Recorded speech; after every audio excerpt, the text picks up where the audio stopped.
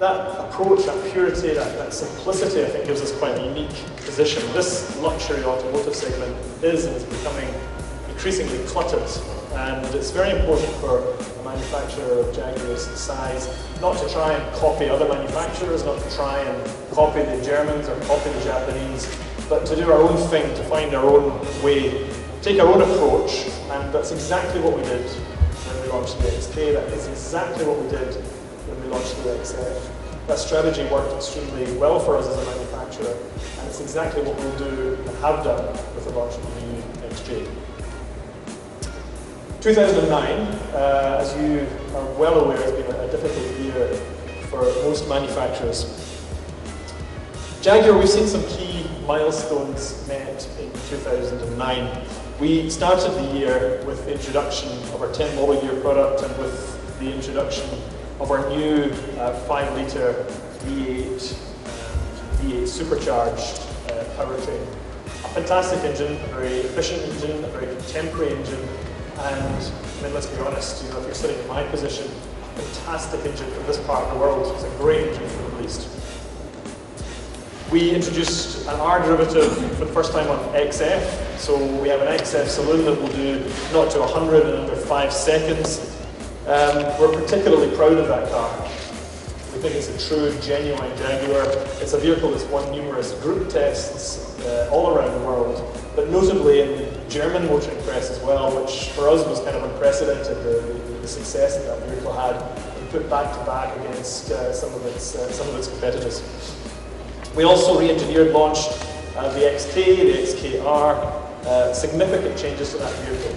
If you have driven the new 10 model year XK, then you will understand that that vehicle has been completely transformed.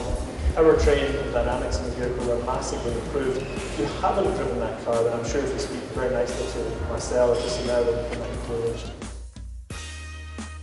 And then finally, we're going to come out of the year with the public launch, as I say, of our new flagship. If you follow the industry at all, and I know that all of you do, then you'll know that new product and investment in new product is the lifeblood of any car manufacturer. You start to make savings in that area, you start to pull back on product investment, and you're immediately onto a slippery slope. So in a difficult year, Jaguar has continued to push forward with new product introduction.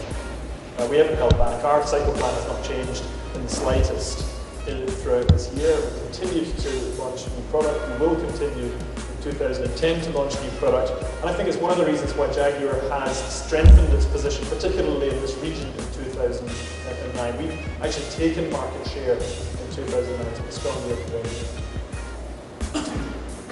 We began a journey over 3 years ago now when we introduced the XK. It was the first vehicle that demonstrated Jaguar's new design direction.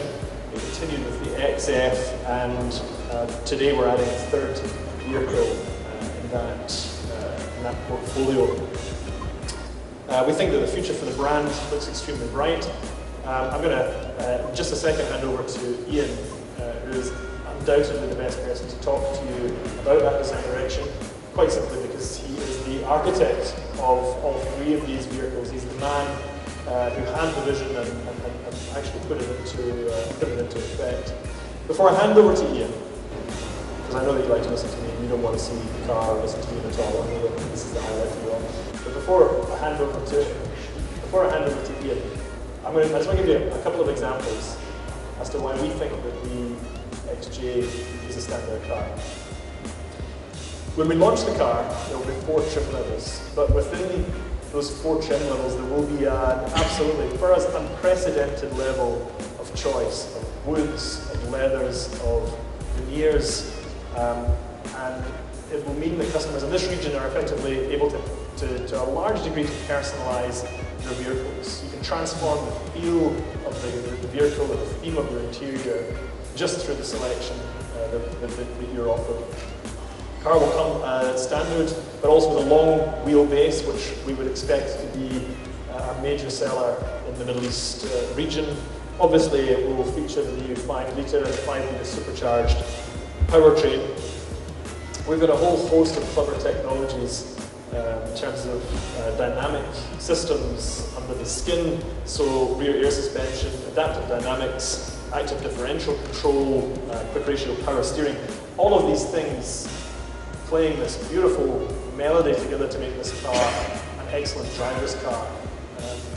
You know, I think for my money, and we have a few, we're lucky enough to have a few of our engineers with us today, I'm going to compliment them now and say that for my money, I think that the Jaguar engineers are better at balancing those two attributes of a very comfortable, a very luxurious car with an out-and-out performance driver's car in one concept. I don't think anybody does it better than these guys. And when you have an opportunity in 2010 to drive the XJ, I'd be very interested to get your feedback.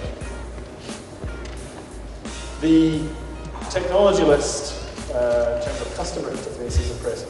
So there's no traditional instrument cluster in this vehicle.